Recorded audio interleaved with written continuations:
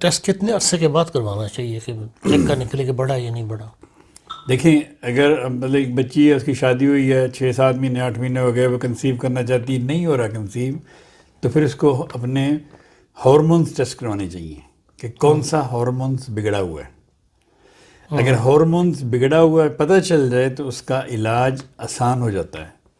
اگر آپ تکے سے دوائیاں دیں، اشوکا دے دیں، پلسٹیلا دے دیں، فلان دے دیں، یہ کر دیں وہ کر دیں، اس سے جلدی آرام نہیں آتا۔ اگر آپ کو پتہ ہے کہ آپ کا پرولیکٹین ہائی ہے، آپ پرولیکٹین لیں، ٹھیک ہو جائے گا۔